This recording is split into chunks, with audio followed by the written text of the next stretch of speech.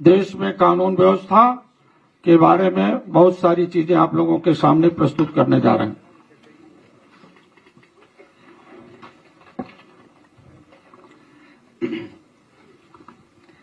मैं धन्यवाद देता हूं प्रेस के साथियों का।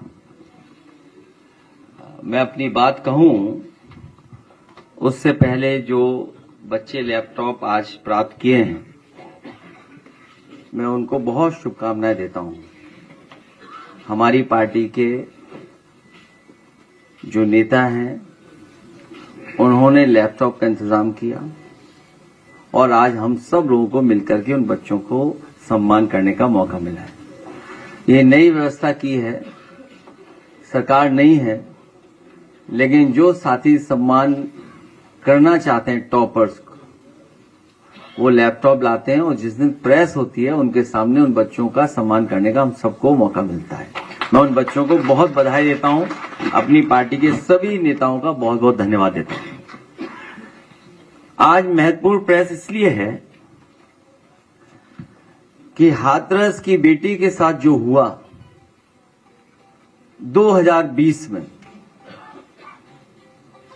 उसी तरह का लगभग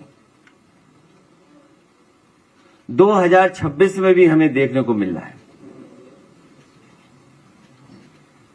आंकड़े बताते हैं और आंकड़े में दिखाई देती हैं चीजें कि सरकार हर चीज को छिपाना भी चाहती है और अपने संसाधनों की ताकत से वो जनता तक सच्चाई पहुंचाने भी नहीं देना चाहती है। फेक इनकाउंटर को लेकर के कोई पहली बार बात नहीं हो रही है। कल भी जो हमें आपको देखने को मिला, लगभग परिवार के लोग ये कहते हैं कि, और जो खबरें आ रही हैं उससे ये लग रहा है कि फेक इनकाउंटर करने की साजिश सरकार लगातार करती रहती है। मैं अपने प्रदेशवासियों से ये कहना चाहता हूं, आज हम एक बेहद खतरनाक और संवेदनशील मुद्दे को उठा रहे हैं, जो हमारे देश की संस्कृति, संविधान, विधान और स्वस्थ सामाजिक सोच के लिए एक चुनौती बन गया है। यह मुद्दा फर्जी इनकाउंटर का है। एक इनकाउंटर को सामान्य रूप से मुठभेड़ कहते हैं। जिस देश की सदियों पुरानी संस्कृति में मुठभेड़ की जगह मेलजोल की बात की हो और पूरी वसुधा को कुटुंब माना हो, वहां ऐसी हिंसक और आपराधिक गतिविधियों के लिए तब तक कोई जगह नहीं हो सकती जब तक कोई इसका जानबूझ करके अपने स्वार्थ के लिए दुरुपयोग न करे। फर्जी इनकाउंटर के माध्यम से मेंटल सॉफ्टवेयर को सेट किया जाता है, लेकिन अपडेट या अपग्रेड नहीं किया जाता, बल्कि आउटडेटेड, डाउनग्रेडेड बनाया जाता है। मैं ये बात दोबारा कहता हूं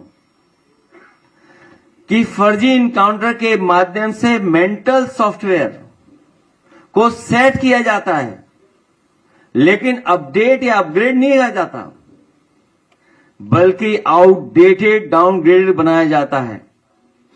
इससे मानस में हिंसा को भरा जाता है, हत्या को जायज ठहराया जाता है और जंगल के जमाने की उस रूढ़िवादी मानसिकता को वापस लाया जाता है,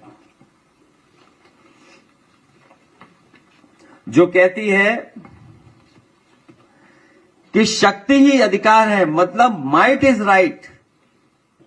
कभी एक समय पर इस बात को कहा जाता था कि शक्ति ही अधिकार है, माइट इज राइट, जबकि लोकतंत्र में कहा जाता है, कहते हैं कि राइट इज माइट।